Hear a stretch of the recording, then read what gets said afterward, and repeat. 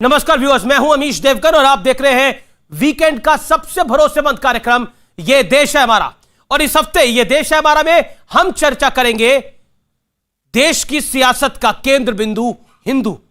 आज ये देश है हमारा पे इस पे होगी जनता जनार्दन और एक्सपर्ट्स के बीच में सार्थक और बड़ी चर्चा।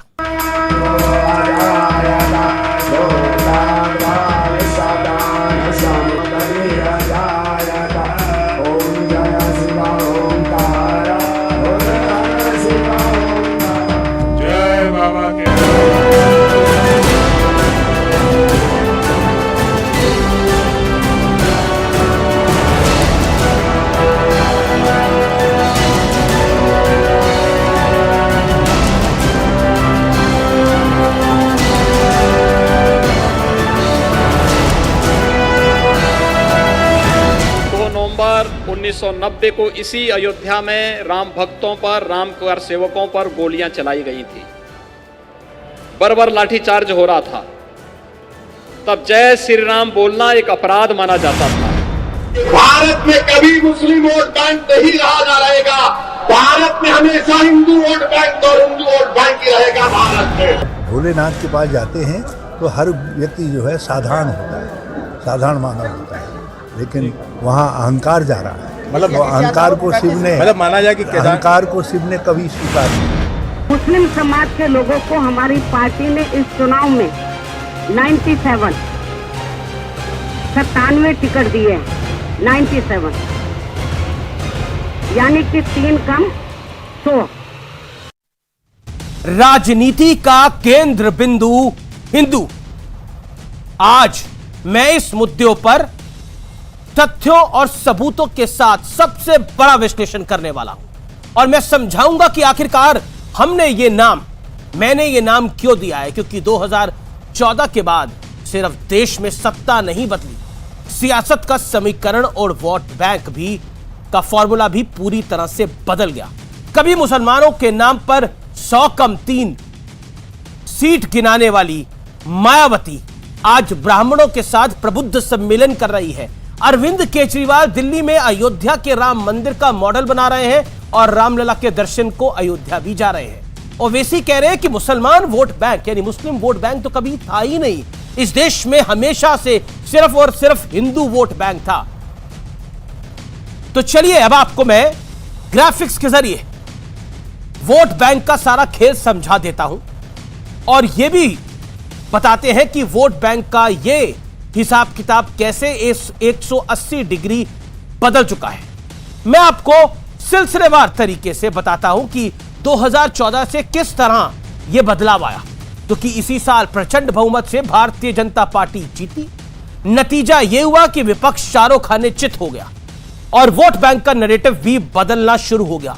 फिर 2017 का ऐतिहासिक चुनाव आया और उस चुनाव में, जो यूपी का चुनाव था, उस चुनाव में हिंदुत्व के रास्ते यूपी में बीजेपी को बंपर बहुमत मिला। इसी साल गुजरात में भी बीजेपी जीती, थोड़ी कठिनाई से जीती लेकिन जीत गई। और फिर राहुल गांधी का टेंपल रन शुरू हो जाता है। वो जनेऊधारी शिव भक्त बन गए, उनका गोत्र भी बताया गया।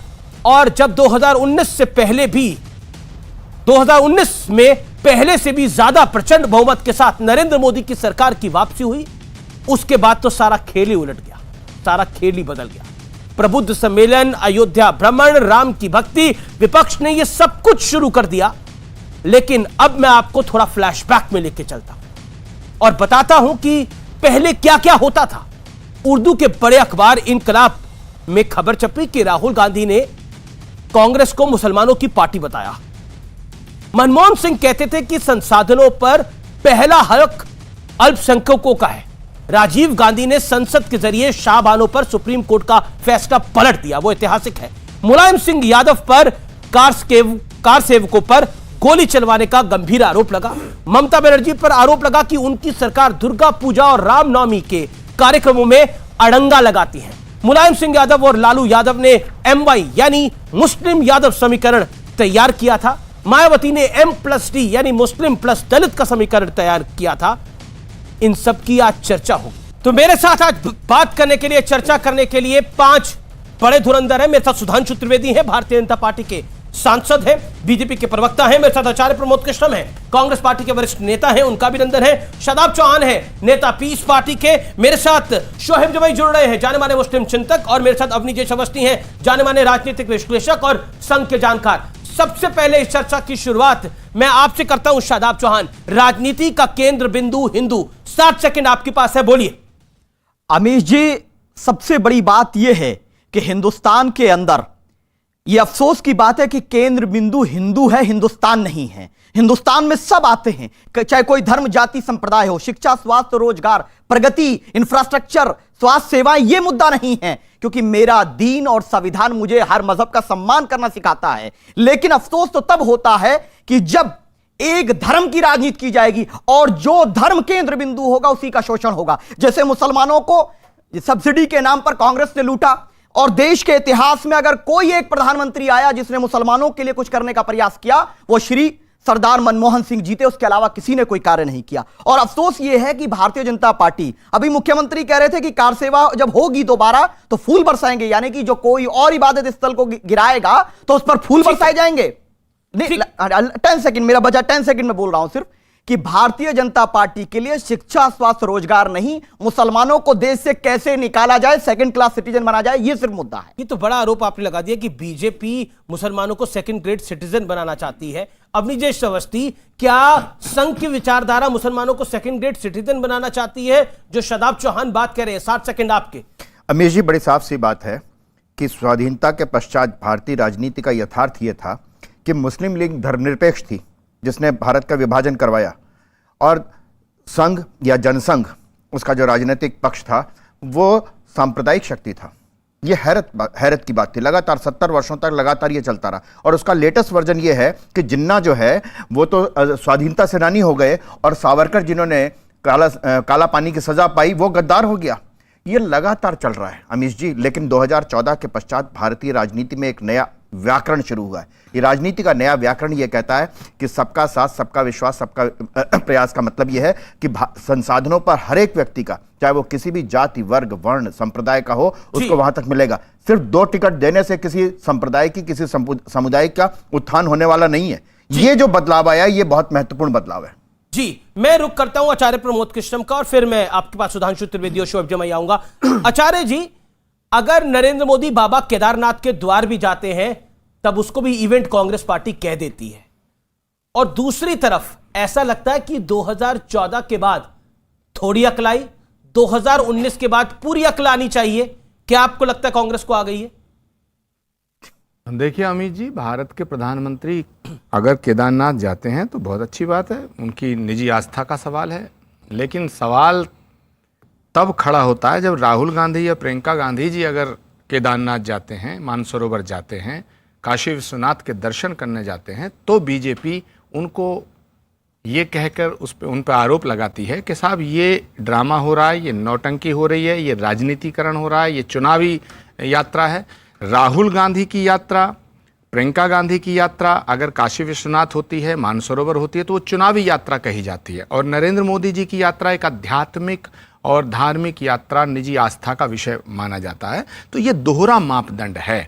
तो शिकायत हमें मोदी जी की यात्रा से थोड़ी है, बिल्कुल उनको जाना चाहिए। मैं तो आज बड़ा प्रसन्न हूं कि बाबा अमरनाथ के दरवाजे पे भारत के बाबा केदारनाथ के दरवाजे पे भारत के प्रधानमंत्री गए, सवाल खड़ा कर रहे हैं। गए उन्होंने क्या सवाल किया? उन्होंने तो अहंकार पे सवाल किया, उनकी यात्रा पे सवाल नहीं किया। भारत के प्रधानमंत्री को जरूर जाना चाहिए, चारों धाम जाना चाहिए। अहंकार क्या है अगर बाबा केदारनाथ के द्वार जा रहे हैं? मैं आपको और 20 सेकंड दे देता हूं।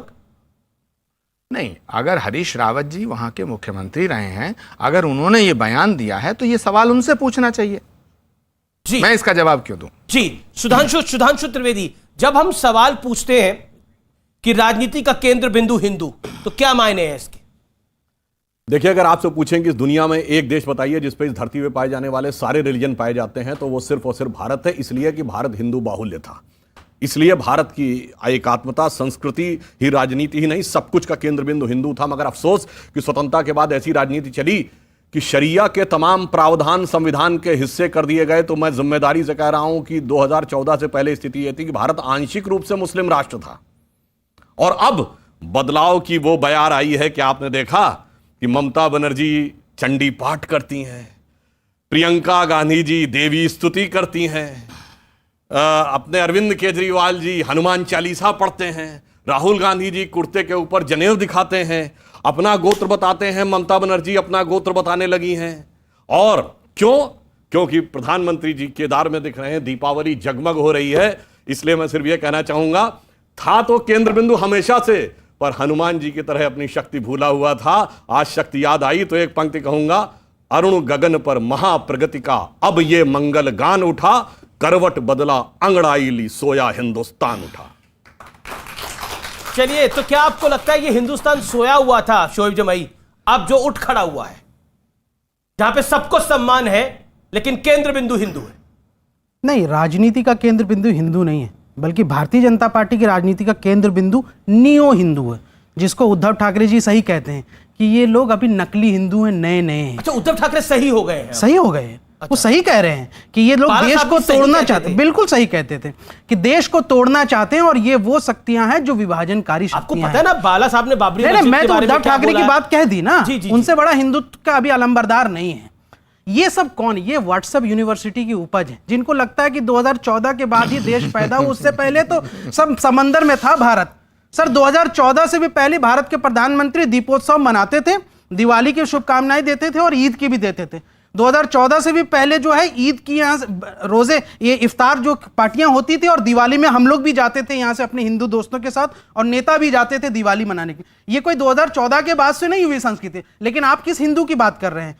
कांग्रेस का हिंदू जो यहां से गांधी और नेहरू के विचारों को मानता, वो आपके साथ नहीं। टीएमसी का हिंदू आपके साथ नहीं। लोहिया और मनोहर लोहिया जी को मानने वाला हिंदू आपके साथ नहीं। बंगाल का हिंदू आपके साथ नहीं। केरला के हिंदू आपके साथ नहीं। छत्तीसगढ़ का हिंदू आपके साथ नहीं। महाराष्ट्र का हिंदू आपके साथ नहीं। किस हिंदू की बात? हाँ, वो हिंदू आपके साथ जरूर है जो 2 रुपए में राजनीति के केंद्र हिंदू, वो हिंदू। मैं तो राजनीति के केंद्र बिंदु हिंदू की बात कर रहा हूं। उद्धव ठाकरे जी 60 सेकंड से ज्यादा हो गए। एक सेकंड, सुधांशु त्रिवेदी। इन्होंने सही बात कही। रोजा अफ्तार में ना पहले प्रॉब्लम थी ना अब प्रॉब्लम है। पर पहले प्रॉब्लम यह थी कि जो रोजा रखता नहीं था वही रोजा अफ्तारी करता था।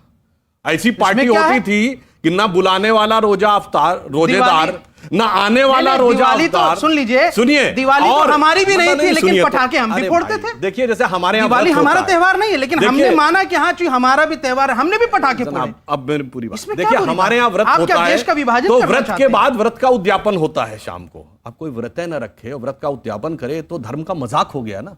तो जो रोजा अफ्तारी होती थी, जो रोजेदार नहीं, वो जब रोजा अफ्तार करता था, तो ये तो मैं मानता हूं कि एक प्रकार का मजाक था। मगर मैं तो फिर भी ये कहना चाहता हूं, कांग्रेस ने रोजा अफ्तार बंद कर दिया है।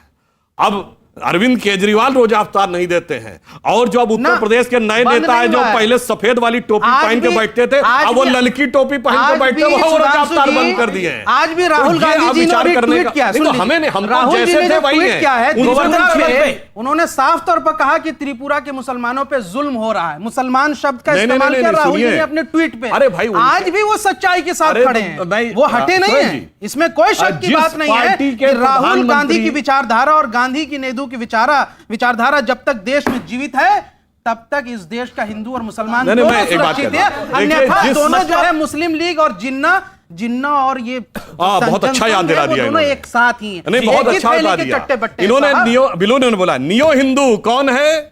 वो है शिवसेना, जो उस कांग्रेस साथ गठबंधन में है जो केरल में मुस्लिम लीग के साथ गठबंधन में है। यह है नियो हिंदू। अब सुनिए, उस कांग्रेस के साथ जो बंगाल में पीर जादा अब्बास सिद्दीकी फुरफुरा शरीफ के गद्दी नशे के सजदे में है, वो है नया हिंदू।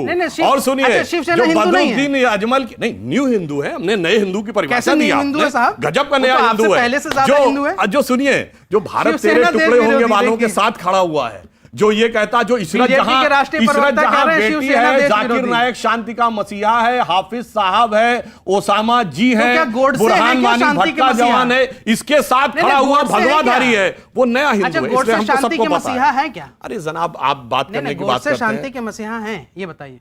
नहीं है ना? क्या आतंकवादी हैं? अच्छा, ये बताइए आप साफ। मैं कहता हूं हाफिज सईद आतंकवादी। ठीक है, मैं कहता हूं, तो आप कहिए ना, हाफिज को साहब किसने बोला? हमने। मैंने कहा हाफिज सईद आतंकवादी। तो पहले कहिए गोडसे आतंकवादी। आप ये बोलिए, आप पहले बोलिए हाफिज को साहब बोलने वाला आतंकवाद का समर्थक। 1 to 1। एक को आतंकवादी मैं बोलूंगा, एक को आप। हाँ बिल्कुल, आप बताइए। बोलिए गोडसे का आतंकवादी। अब मैं आपको बात बताता हूँ। आपने गोडसे की बात, अरे सुनिए ना, किस बात के लिए आतंकवादी? क्यों नहीं? गांधी जी की हत्या के लिए ना। गांधी क्या थे? अब सुनिए, गांधी क्या थे? गांधी एक आदमी नहीं थे। हाँ, अब मैं आ रहा हूं। गांधी राष्ट्रपिता थे। गांधी एक साधारण आदमी नहीं थे। और वो राष्ट्रपिता क्यों थे? उनकी समाधि पे क्या लिखा? हे राम। जिस दिन आपने लिखा कि राम थे ही नहीं, उस दिन गांधी की आत्मा की हत्या हुई। बोलिए, गांधी की आत्मा का हत्या करने वाला आतंकवादी बड़ा या शरीर को मारने वाला बड़ा? बोलिए, को मानने वाले को जो मारता है आप कहिए आत्मा का हत्यारा आतंकवादी यानी गांधी परिवार आतंकवादी? मैं कहता हूं गोडसे आतंकवादी। हत्यारा अगर गोडसे है, बोल दिया गोडसे आतंकवादी नहीं बोला तो सही। मैंने कहा आप कहो कि राष्ट्रपिता की आत्मा का हत्यारा गांधी परिवार आतंकवादी। सवाल में मैं कहता हूं शरीर का हत्यारा गोडसे आतंकवादी। बोलिए, है ना? बोलिए, एक सेकंड हत्यारा गांधी परिवार आतंकवादी। बोलिए, अरे राष्ट्रपिता वो अपने विचार से है, राष्ट्रपिता शरीर से नहीं है। आप अपने दो हाथ पांव दो मुझे बीच में आना पड़ेगा। की कुर्बानी बता दीजिए। देखिए, अब आप अन्याय कर रहे हैं, बाकी लोगों को बोलने दीजिए। शादाब चौहान वहां पे इंतजार कर रहे हैं, आचार्य प्रमोद कृष्ण इंतजार कर रहे हैं, यहां मेरे साथ कई एक्सपर्ट बैठे हुए हैं, वो भी कुछ कहना चाहते हैं, उनकी भी मैं राय लूंगा। शादाब चौहान, जब ओवैसी कहते हैं कि इस देश में मुसलमान तो वोट बैंक था ही नहीं, सिर्फ हिंदू वोट बैंक है, और हम देखते हैं कि इस देश की राजनीति के अंदर केंद्र बिंदु हिंदू किस तरह से बन गया है, और आप कहते हैं कि हम निजामे मुस्तफा का शासन लेके आना चाहते हैं, तो फिर आपकी पॉलिटिकल लाइफ कैसे आगे बढ़ेगी जब आप ये बात बोलते हैं? बिल्कुल अमीश जी, अभी सुधांशु जी ने कहा कि कोई नियो हिंदू है और हिंदुत्व तो हमेशा रहा। देश का प्रधानमंत्री और मुख्यमंत्री संविधान की शपथ लेता है। मैं कह रहा हूं कि नमाज भी सरकारी पैसे पर, इफ्तार पार्टी क्यों हो और दीपावली क्यों हो, पैसा जनता का बर्बाद क्यों हो? मुख्यमंत्री ने संविधान की शपथ ली, एक बात बताइए, बना रहे थे। नहीं, 10 सेकंड अनटेम्प्टी। दूसरी बात यह है कि मैं तो यह चाह रहा हूं कि न्याय की बात हो। जिस तरह गांधीवाद की बात हुई, सावरकर की बात हुई, इन्होंने सावरकर को यह कहते हैं कि वीर थे। जिस तरह जिन्ना गलत हो सकते हैं, उसी तरह सावरकर भी गलत है। क्या श्यामा प्रसाद मुखर्जी जी गठबंधन नहीं किए थे? अच्छा, एक सेकंड, अब मैं ना एक रामचंद्र गुहा है, बड़े प्रबुद्ध व्यक्ति हैं, हालांकि वो अपने आप को हिस्टोरियन कहते हैं। उन्होंने लिखा, if the prime minister wants to pray in a temple, he should do so privately and without cameras in attendance. These public displays at state expense they demean his office. मतलब कुल मिलाकर उनका कहना है कि प्राइवेटली उनको पूजा अर्चना करनी चाहिए। जो केदारनाथ में प्रधानमंत्री पूजा अर्चना कर रहे थे, वो स्टेट के पैसे को बर्बाद करती है। इस बात से सहमत है आप? बिल्कुल सहमत हूं। इसलिए अब आगे बढ़ते हैं। अब आगे बढ़ते हैं। तो फिर मैंने ये लिखा, और मुझे लगा जो लोग मुझे फॉलो करते हैं वो देख रहे होंगे, मैंने लिखा कि जो पूर्व प्रधानमंत्री इस देश के अंदर इफ्तार पार्टियां देते थे, क्या वो विदाउट कैमरा होती थी? बताइए ना। मैं बताऊंगा। सवाल का जवाब दीजिए। जवाब दे रहा हूं मैं। सवाल का जवाब दीजिए। जवाब सुनिए ना। जवाब सुनिए जी। वो सुनिए, मुसलमानों को बलि का बकरा बनाकर, मैं कोई बलि का बकरा किसी को नहीं बना। अरे जी, दीपावली पे बकरे का क्या काम? बकरे को बाहर रखिए। नहीं, बकरे का काम हमारे लिए उठाए ना। बकरे का काम और नहारी का काम मुझे लगता है संवाद करना चाहिए। देखिए, आप भी चिल्लाए, ये भी, हम भी चिल्लाए, दो मेहमान भी चिल्लाए। तो मेरा सवाल यह है, आपने बोला कि बिल्कुल सही कहा आपने, एकदम मतलब उस ट्वीट को समझा भी नहीं पूरी तरह से, बोला बिल्कुल सही कहा। कुछ नरेंद्र मोदी के खिलाफ आ रहा है, कुछ केदारनाथ मंदिर के अगेंस्ट में आ रहा है, तो हम बोल देते हैं हाँ बिल्कुल सही कहा। मैं आपसे पूछता हूं, क्या स्टेट एक्सपेंसेस का खर्चा तब नहीं होता था जब पूर्व प्रधानमंत्री मंत्री इफ्तार की पार्टियां करते, तब नहीं होता था? क्या तब कैमरा नहीं आता था? बताइए ना इस बात को। तब भी कैमरा आता था। लेकिन अब तकलीफ ये होती है कि केदारनाथ पे कैमरा जाता है। अब तकलीफ ये होती है कि काशी विश्वनाथ में जब कॉरिडोर बन रहा होता है तब कैमरा जाता है। तकलीफ इस बात की होती है, तकलीफ इसलिए होती है कि गरीब मर रहा है आज। तकलीफ इसलिए होती है। और पहले जो इफ्तार पार्टी होती थी, वो इफ्तार पार्टी में पहले मुसलमानों जब मास चलता था तब गरीब भी मर रहा होता था। क्या भारत सोने की चिड़िया था? बीजेपी हिंदुओं को बीजेपी हिंदुओं को बेवकूफ बना रही है और देश का पैसा। एक सेकंड सुधांशु त्रिवेदी, राम के नाम पे डकैती नहीं हुई। अमीश अवस्थी माफ करिए। अमीश जी, स्वाधीनता के पश्चात सोमनाथ मंदिर के पुनर्निर्माण की बात आई और हमारे प्रथम प्रधानमंत्री ने कहा कि नहीं, हमारे खर्चे से नहीं होगा। बाकायदा वहां पर मुंशी जी ने और सरदार पटेल ने मिलकर के, राजेंद्र प्रसाद जी ने मिलकर के उस सोमनाथ मंदिर का पुनर्निर्माण, एक राजनीति का पक्ष वो था। बाकी सारी चीजें होती थी और किस किस तरीके से होती थी आप कहेंगे तो मैं उसका खुलासा भी कर सकता हूं। 97 ब्लंडर्स ऑफ जवाहरलाल नेहरू आप पढ़ लीजिए जाकर के। सबसे महत्वपूर्ण बात यह है कि जहां सावरकर जिन्ना की तुलना करते हुए शादाब कह रहे थे, बाबा साहब अंबेडकर के बारे में तो जानते हैं ना, और उनको आज की डेट में इससे पहले तो खूब क्रिटिसाइज किया कांग्रेस ने भी, कम्युनिस्टों ने भी। उन्होंने कहा है कि जिन्ना और सावरकर की सोच में सिर्फ एक कॉमन था कि वो ये कहते थे कि दोनों की अलग अलग पहचान है। जहां जिन्ना अलग देश की मांग कर रहे थे, वहां सावरकर ने खुलेआम कहा कि नहीं, मुसलमान और हिंदू इसी देश में रहेंगे। बाकायदा बाबा साहब अंबेडकर के शब्द हैं ये, आप बाबा साहब अंबेडकर के शब्द हैं ये। और मैं कहता हूं आप पूरी डिबेट करा लीजिए, पूरी डिबेट। हिंदू महासभा ने बाकायदा रेजोल्यूशन पास किया अपनी साधारण सभा में। सावरकर उसकी अध्यक्षता कर रहे थे, सोच के थे, और सावरकर ने कहा कि हिंदू महासभा पाकिस्तान के निर्माण का विरोध करेगी और जबरदस्त विरोध करेगी। आचार्य जी बात, फिर सुधांशु आपकी बात आता हूं। आचार्य जी, कांग्रेस समझती है कि राजनीति का केंद्र बिंदु हिंदू है, तभी आप कांग्रेस में हैं, नहीं तो कांग्रेस में क्यों होते? कांग्रेस समझती है इस बात को, लेकिन मुश्किल तब हो जाती है। हालांकि एक फिल्म आई थी अंदाज अपना अपना, मैं उसको कोट कर रहा हूं यहां पर। आप बोलेंगे कि फिल्म का क्या काम है, उसमें एक डायलॉग होता था, गलती से मिस्टेक हो गया। वो जो था वो एक बेवकूफी कर देता था, कोई तो कहता था गलती से मिस्टेक हो गया। तो कांग्रेस पार्टी गलती से मिस्टेक कर देती है। मैं बोलता हूं क्यों। अब जैसे गोवर्धन पूजा आई तो उस पर सब नेताओं ने विश करा, राहुल गांधी जी ने भी विश किया, लेकिन उसके अंदर बोला सब धर्मों का सम्मान होना चाहिए। क्या आपको लगता है इस देश का हिंदू सब धर्मों का सम्मान नहीं करता? क्या कांग्रेस पार्टी को ऐसा लगता है? देखिए अमित जी, गाइडेंस देने की क्या जरूरत है? अमित जी मुझे थोड़ा सा वक्त दीजिएगा जी। पहली बात तो यह है कि सुधांशु जी ने कहा कि शिवसेना कांग्रेस से मिल गई तो वो अपवित्र हो गई। शिवसेना और कांग्रेस पे मेरे सवाल का भी जवाब। हाँ मैं दूंगा। और इन्होंने कहा कि कांग्रेस ने मुस्लिम लीग से समझौता किया।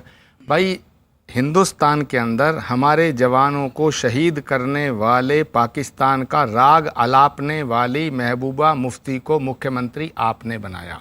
अगर महबूबा मुफ्ती की पीडीपी से आप मिल करके भी देशभक्त रह सकते हैं तो कांग्रेस भी मुस्लिम लीग से समझौता करके देशभक्त रह सकती है। नंबर एक। नंबर टू, अब मैं पूछना चाहता हूं, हिंदू की बात आ रही है भाई। हाथरस में मैं आऊंगा, हाथरस में जिस लड़की के साथ बलात्कार हुआ वो भी हिंदू थी, उसके बलात्कार करने वाले अपराधियों को बचा रही थी इनकी सरकार, क्या वो हिंदू नहीं थी? क्यों ऐसा कर रहे थे? तो उन्नाव में मुझे बताइए, अगर मैं ये सवाल पूछता हूं, अगर कोई और क्रिसमस आए, ईद आए, तब भी इस तरह के विचार लिखे जाते हैं? मैं जानने की कोशिश कर रहा हूं। ये गोवर्धन पूजा पे क्यों लिखा गया? भगवान श्री कृष्ण ने गोवर्धन पर्वत के नीचे सभी को सुरक्षा दी थी। आज भी बिना भेदभाव के सभी को सुरक्षा करनी होगी। धर्म मजहब जाति के नाम पर भारत को बांटना बंद करो।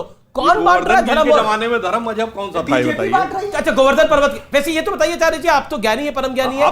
गोवर्धन पर्वत जब उठाया था भगवान कृष्ण ने, तब कौन सी जाति, कौन से धर्म होते थे?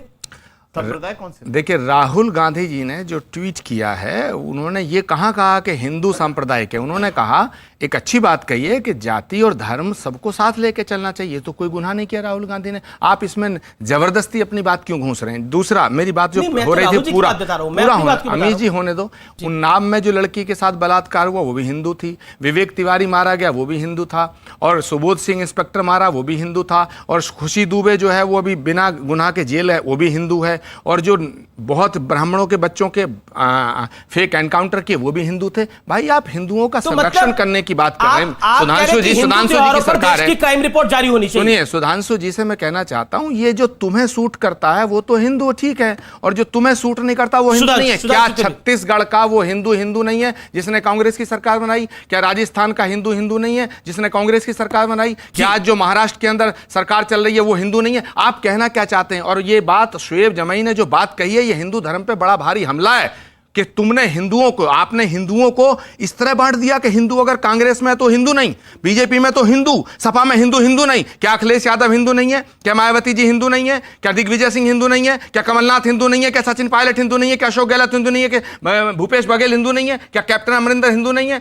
सारे हमारे जितने भी लोग हैं वो हिंदू नहीं है। आप कहना क्या चाहते हैं? इस देश को ले कहां जा रहे हैं और इस धर्म को कहां ले जा रहे हैं? जवाब इसका दीजिएगा। राहुल गांधी ने क्या कहा? राहुल गांधी ने ट्वीट कर दिया, उस ट्वीट का ये मतलब, इस ट्वीट का मतलब हो गया यार अमित देवगन, ये कोई बात है? आप जवाब दीजिए। राहुल गांधी के ट्वीट का कोई मतलब नहीं है।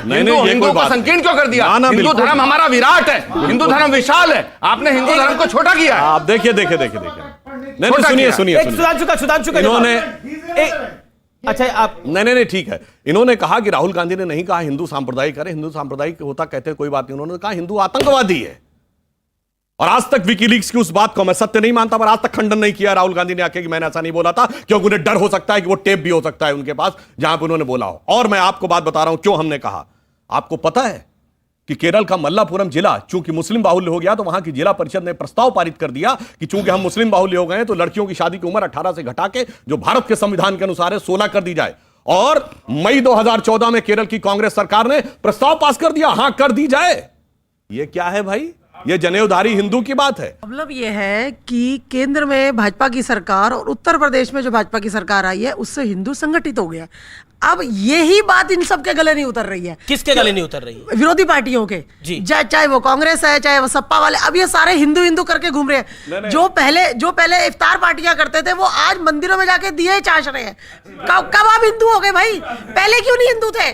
अगर हिंदू थे तो पहले भी तो होना चाहिए था ना। अब अचानक आप हिंदू कैसे बन गए, मुझे बताइए बस। दीपावली एक वाक्य आमिर शमी से एक वाक्य शांत। इन्होंने कहा था कि दीपावली फिजूल खर्ची है। मैं बताता हूं दीपावली करना क्यों आवश्यक है। दुनिया का इतिहास भरा पड़ा उस उदाहरण से, भाई भाई को मारकर गद्दी पे बैठा, बेटा बाप को मार के गद्दी पे बैठा। दिवाली उसका प्रतीक है कि 14 वर्ष तक जब भाई गया जंगल में, तो दूसरा भाई खड़ाऊ रख के शासन किया और थाली में खड़ाऊ लेके उसका स्वागत करने को तैयार खड़ा था। वो आदर्श है जो दुनिया के सामने होना चाहिए, ना कि वो कि 4 भाई एक वो भी थे जिसमें सुजा मुराद और दारा के रूप में औरंगजेब ने 4 का कत्ल किया और अपने सगे बड़े भाई का सर काट के थाली में अपने बाप के पास भेजा था। आप बताइए, आप अपने घर में क्या चाहते हैं? भाई का कटा हुआ सर थाली में या भाई के हाथ में रखी हुई पादुका? इसलिए मानव मूल्य के श्रेष्ठतम मूल्यों का आदर, इसलिए दीपावली मनाया जाना जरूरी है। आपके दीपोत्सव मनाने का किसी मुस्लिम संगठन ने विरोध किया क्या? देखिए, मैं ये लाइव जारी है डिबेट, मेरा निवेदन है, लाइव जारी है, एक एक करके सब बोले। खर्ची शब्द बोला, आप बोल रहे हैं या वो बोल रहे हैं? मैं बोलता हूं, शोएब जमाई बोल रहे हैं। मैं सिर्फ एक सवाल उसको बोले, शोएब जमाई बोले। इस देश में दीपोत्सव मना गया भारत सरकार के पैसे से, उत्तर प्रदेश सरकार के पैसे से, बहुत अच्छी बात।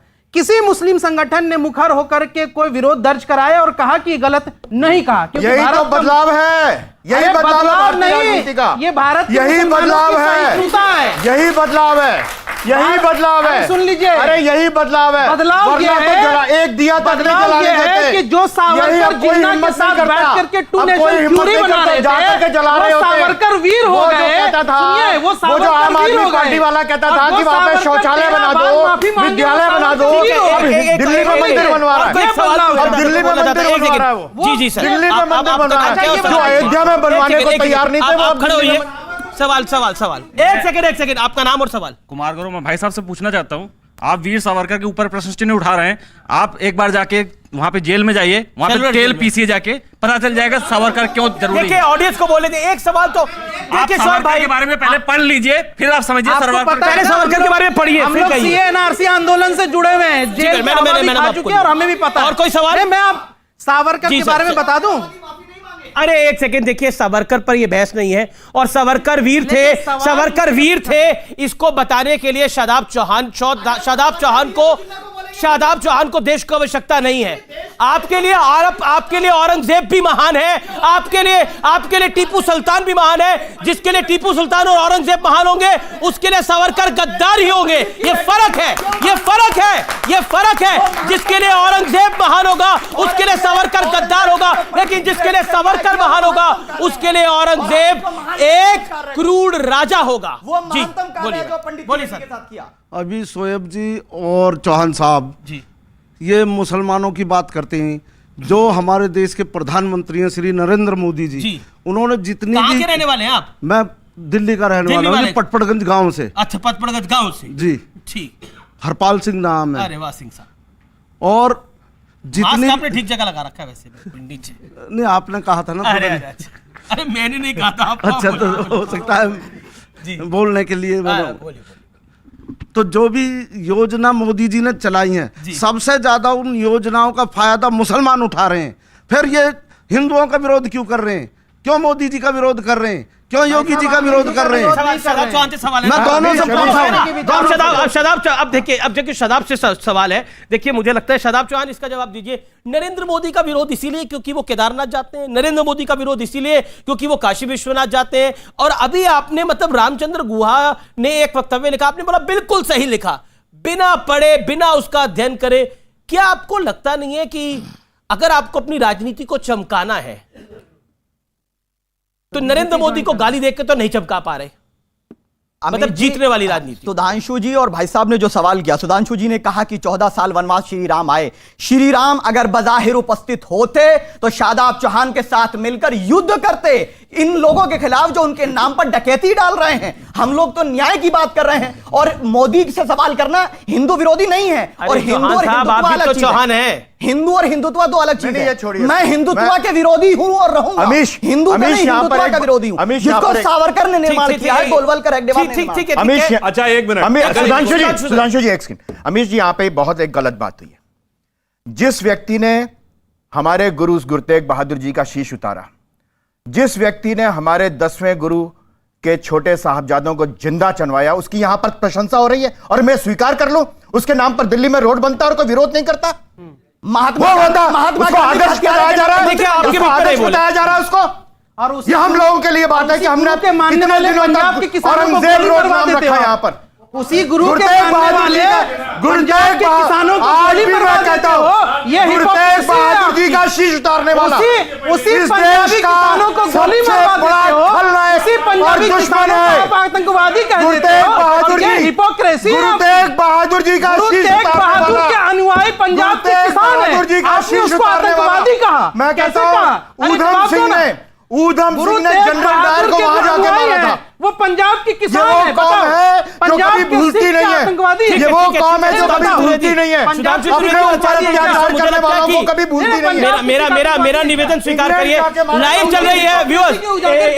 देखिए आप अपनी बात अपने समय पे अपनी बात को रखिए। सुधांशु त्रिवेदी और आचार्य जी के पास आ रहा हूं। सुधांशु त्रिवेदी आप अपनी बात को रखिए। देखिए इन्होंने जो बात कही, पहली बात, भाई गोली किसको मारी गई और आतंकवादी किसने कहा? हमने कहा नहीं, कांग्रेस के सांसद रणवीर सिंह बिट्टू ने कहा, और जो कि शहीद, अरे उन्होंने कहा, रणवीर सिंह बिट्टू ने कहा, जी नहीं, रणवीर सिंह बिट्टू कांग्रेस के सांसद सबसे पहले उन्होंने कहा, उन्होंने कहा। और अब विषयांतर मत करें। और किसको गोली मारी गई नाम बताइए, किसको गोली मारी गई? गोली किसको मारी गई? गोली एक सेकंड अब सुनिए, अब आइए विषय पे आ रहे हैं। पॉइंट जो इस समय हमें देख रहे हैं, लखीमपुर में किसके विषय पे गाड़ियां चढ़ा दिया आपने? सुधांशु जी नहीं, लखीमपुर में कौन मारा? भाई साहब एक सेकंड, वही गुरु तेग बहादुर के मानने वाले बहस हो चुकी है, किसानों पे बहस हो चुकी है। आज जिस विषय पे उस पे हम रहते हैं, आज इन्होंने मुझे पता है तो आज लोग पेट्रोल डीजल पे भी डिबेट नहीं करना चाहते, कारण सबको पता है। बढ़ते हैं आगे, बोलिए। देखिए जो इन्होंने बात कही अविनिजेश जी ने, उन्होंने कोई गलत बात नहीं की। तमाम इतिहास की किताबों में जब हमने औरंगजेब का नाम बदलने की कोशिश की, कौन सा विधायक आया था छाती पीटने के लिए? कांग्रेस पार्टी का विधायक आया था ना कि हम बदलने नहीं देंगे। और किसके नाम पे? डॉक्टर कलाम। अरे कोई कंपैरिजन है औरंगजेब और डॉक्टर कलाम का? इसके बावजूद वो कौन सी मनोवृत्ति थी जो इसको बढ़ाती थी? खैर अब उसको छोड़िए, अब इसके ऊपर आइए। देखिए मैं जो कहना चाहता हूं, ये जो सकारात्मकता दिखाई पड़ रही है ना, बस वही लोगों को बहुत खटक रही है। चलिए हमारा उनका तो छोड़िए, आप ये बताइए कि मुसलमानों के जितने फिरके हैं वो सारे के सारे फिरके कौन सा एक देश है जहां है? सिर्फ भारत में। एक देश बताइए भारत के अलावा जहां मुसलमान आपस में न लड़ रहे हो। शिया मस्जिद पे इनका हमला, इनके खिलाफ उनका फतवा, अहमदिया के खिलाफ उनका फतवा, अहले हदीस के खिलाफ उनका फतवा, सिर्फ भारत में शांति से रह रहे हैं। और ये सुन लीजिए, मैं जवाब दे ये क्या तरीका है? बिल्कुल बीच में। हाँ मैं बता रहा हूं, और ये बात कहने वाला मैं नहीं हूं। अब सुनिए जरा, बोल हमारा घर है, हम लोग 4 भाई हैं, 4 भाई का बंटवारा हम करें तो पड़ोसियों को क्या तकलीफ है? आपका घर नहीं, आपका सऊदी अरब से क्या मतलब? आपका सऊदी अरब से क्या मतलब? आपका सऊदी अरब से क्या मतलब? एक मिनट, क्या बोल रहे हैं आप? आपका सऊदी अरब, वो आपका घर कैसे? हिंदुस्तान में रह रहे, हिंदुस्तान का खा रहे, तो भारतीय पुलिस से आपका कैसे बंटवारा होगा? अरे बाहर आपका क्या मतलब? आपका क्या मतलब? आपका क्या मतलब? एक मिनट एक बात मैं कह दूं। आज इतना बुरा लग रहा है कि बाहर का मुल्क हमारे घर का नहीं। अगर आप हिंदुस्तान के हैं तो भारतीय मुल्क से आपका कोई लेना देना नहीं है। हम तो कांग्रेस के जमाने से भी देखते हैं। अरे भाई एक मिनट बैठिए। देखिए मुझे ब्रेक लेना पड़ जाएगा, ऑडियंस अगर इस तरह से होगी। लेकिन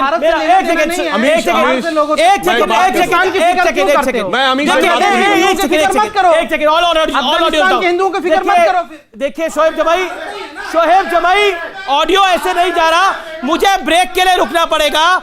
आउट ऑफ कंट्रोल सिचुएशन हो रही है, मुझे ब्रेक के लिए रुकना पड़ेगा। मैं क्या कर सकता हूं? मुझे डिबेट में एक सेकंड सर आपके विचार को सुना, अब आप शांति से बैठिए, आपके विचार को सुना।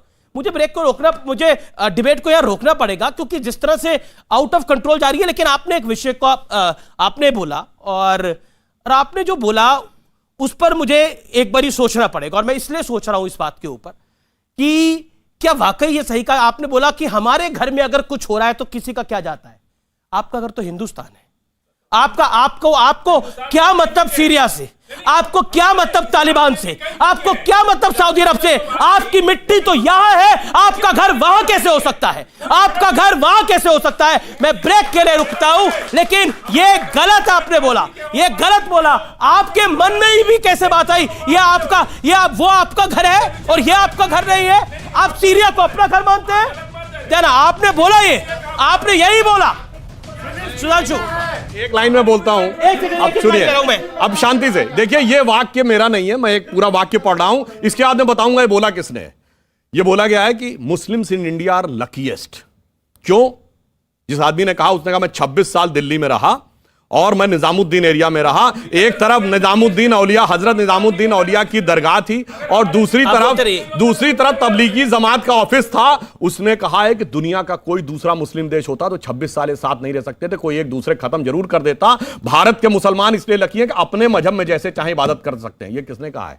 ये कहा है मार्क टेली ने, जो कि भारत में 30 साल रहने वाला सबसे बड़ा दुनिया का एक जर्नलिस्ट था बीबीसी का। और कब कहा है? 22 सितंबर 2019 को, 22 सितंबर 2019 को द इक्वेटर मैगजीन में। मुझे एक सेकंड आचार्य जी, 40 सेकंड देखिए। ये आप गलत कर रहे हैं सर, आप गलत कर रहे हैं। आप शांत होइए, मुझे ब्रेक के लिए रुकना पड़ेगा। देखिए अमीश देवगन, एक बड़ी इंटरेस्टिंग बात यह है कि सुधांशु जी और पूरी भाजपा ये कह रही है कि कांग्रेस मुसलमानों की पार्टी है, हिंदू विरोधी पार्टी है, और शादाब भाई हमारे जो हैं वो कह रहे हैं कांग्रेस ने मुसलमानों को ठगा। दोनों लोग मिलकर के कांग्रेस पे हमला करना चाहते हैं। आप समझ लीजिएगा कि ये सब क्या हो रहा है, ये इतना समझ लीजिए। दूसरी बात मैं कहना चाहता हूँ, सुधांशु जी मुझे आप बताइएगा, और बड़े इत्मीनान से, ईमानदारी से मेरा उत्तर दे दीजिएगा मेरे सवालों का, कि इस देश में कांग्रेस पार्टी का हीरो औरंगजेब नहीं है, बाबर नहीं है, तैमूर लंग नहीं है। हमारा हीरो शिवाजी महाराज है, हमारा हीरो महाराणा प्रताप है, हमारा हीरो अशफाकुल्लाह खान है, हमारा हीरो बीर अब्दुल हमीद है, हमारा हीरो महात्मा गांधी है, हमारा हीरो भगत सिंह है, हमारा हीरो सुभाष चंद्र बोस है, हमारा हीरो पंडित नेहरू है, हमारा हीरो महात्मा गांधी है, हमारा हीरो औरंगजेब नहीं है। ब्रेक के लिए रुकना है, लेकिन सुधांशु ब्रेक के बाद आपका मैं जवाब लूंगा। एक ब्रेक के लिए रुक रहा हूं व्यूअर्स, ब्रेक के बाद तुरंत हाजिर हो रहे हैं। सीए के जरिए सीए के जरिए रिकॉर्ड में है कि वो मुसलमान था इसलिए भाग गया। दिखाइएगा मुझे, दिखाइएगा। कुछ भी बोल रहे हैं, कहां गया?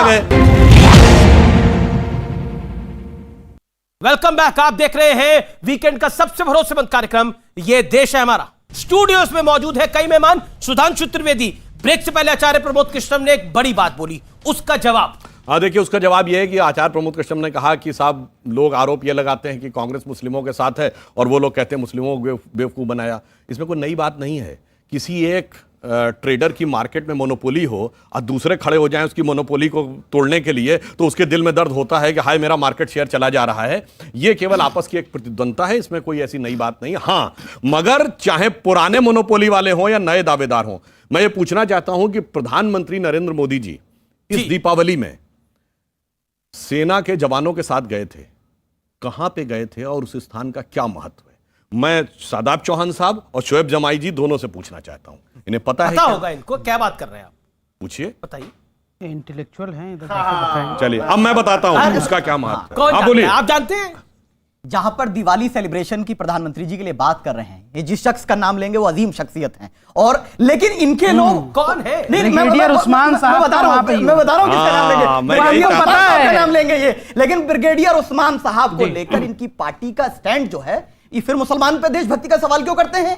समय समय पर कहा जाता है कि बताओ देशभक्त है या नहीं है। मैं इसी पे आ रहा था, इसीलिए सुधांशु जी देखिए, सम्मान करते हैं। उसे कहा जाता है नौशेरा का शेर। नौशेरा का शेर ब्रिगेडियर मोहम्मद उस्मान, मगर वो उत्तर प्रदेश के गाजीपुर के रहने वाले थे। कोई सेक्युलरिज्म का सूरमा आजमगढ़ में उनके घर पे नहीं गया। वीर अब्दुल हमीद की शहादत की 50वीं वर्षगांठ 2015 में हुई, सिर्फ हमारे लोग गए, कोई सेक्युलरिज्म का सूरमा नहीं गया। बताइए ब्रिगेडियर मोहम्मद उस्मान की जयंती किसी मजलिस वाले ने मनाई हो, किसी जमात वाले ने मनाई हो, किसी सेकुलर ने मनाई हो? बताइए मुझे।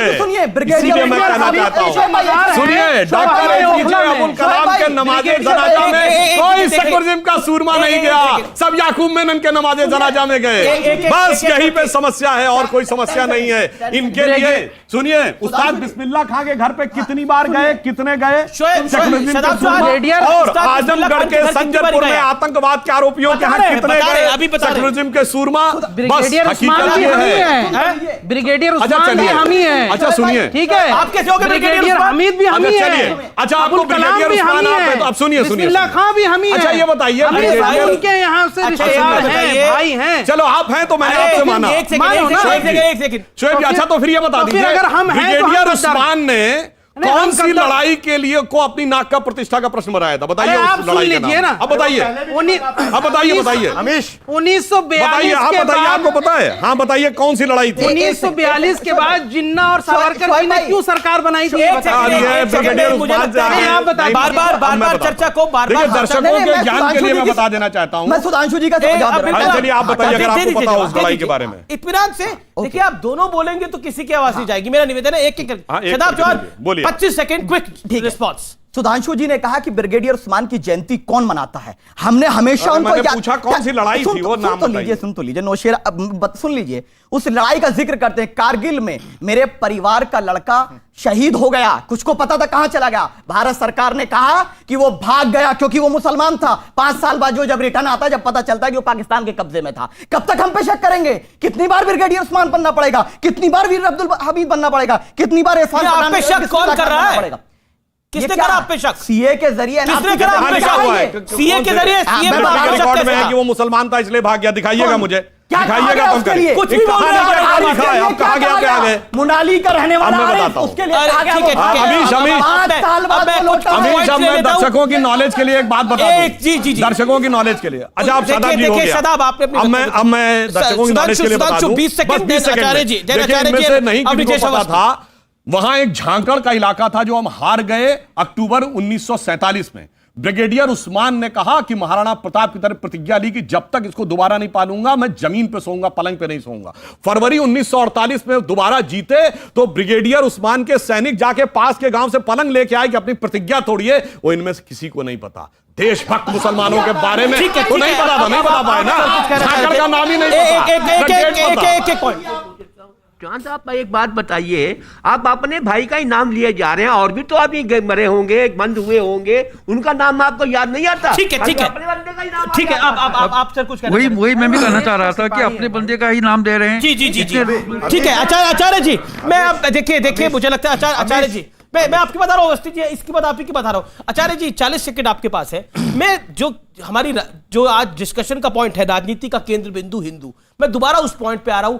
कांग्रेस को रियलाइज हुआ है कि कांग्रेस ने 2014 से पहले गलतियां करी हैं, लेकिन ऐसा होता है कि आप गलती को कवर अप करने के चक्कर में एक और बड़ी गलती कर देते हैं। देखिए अमीश देवगन, कांग्रेस पार्टी वो पार्टी है जिसने कभी धर्म, जाति और भाषा और क्षेत्र की राजनीति नहीं की, नंबर 1।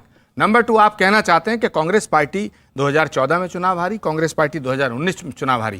कांग्रेस पार्टी 20 बार भी चुनाव हारने को तैयार है, लेकिन हम धर्म और जाति की राजनीति नहीं करेंगे। दूसरा, हिंदू और मुसलमान की राजनीति सुधांशु जी को मुबारक हो। और मैं कहना चाहता हूं और 3-4 महीने ये हिंदू मुसलमान कर लीजिएगा। 2022 में हम बताएंगे कि हिंदू मुसलमान क्या होता है, और 2024 में ये देश की जनता बताएगी कि ये देश की सियासत हिंदुस्तान के नाम पे होगी, ना हिंदू के नाम पे होगी, ना मुसलमान के नाम पे होगी। अब्रिजेश अवस्थी। अमीश जी, एक बड़ी साफ सी बात है। यहाँ पर यह बात आई, अभी शोएब जमुई ने कहा कि आप बांग्लादेश में हिंदुओं पर अत्याचार हो रहा है तो आप क्यों बोल रहे हो, अफगानिस्तान में हिंदुओं पर अत्याचार तो आप क्यों बोल रहे हो, फिलिस्तीन में किस पर अत्याचार होता है इसमें हमारा क्या लेना देना? उसके लिए आप यहाँ पर दंगे करते हैं, यहाँ पर आग लगाते हैं। डेनमार्क में एक कार्टून बनता है, एक सेकंड, डेनमार्क में एक कार्टून बनता है, हिंदुओं की यहाँ बस्तियां जलाई जाती हैं, दुकानें लूटी जाती हैं। क्या मतलब है हमारा उससे? तो फिर क्या मतलब है उससे? एक सेकंड चुप रहिए, पूरी बात सुनिए, आपकी बात का भी जवाब दे दूं। हिंदुस्तान के हिंदू मंदिरों से कितना पैसा लेती है सरकार मालूम है आपको? मालूम है आपको कितना पैसा लेती है चढ़ावे का? और कुंभ का खर्चा पूछ रहे हैं हमसे, कुंभ का खर्चा पूछ रहे हो हमसे? कुंभ का खर्चा पूछते हो हमसे? अरबों खरबों रुपया, अरबों खरबों रुपया ये सरकार ने। बहुत बहुत शुक्रिया आपका हमारे साथ जुड़ने के लिए। राजनीति का केंद्र 5 सेकंड बदलाव जानते क्या हुआ है? बदले बदले मेरे सरकार नजर आते हैं, क्योंकि दिल्ली में बैठे हुए मोदी सरकार नजर आती है। बहुत शुक्रिया। फिलहाल इतना ही, आप देखते रहिए न्यूज़ 18।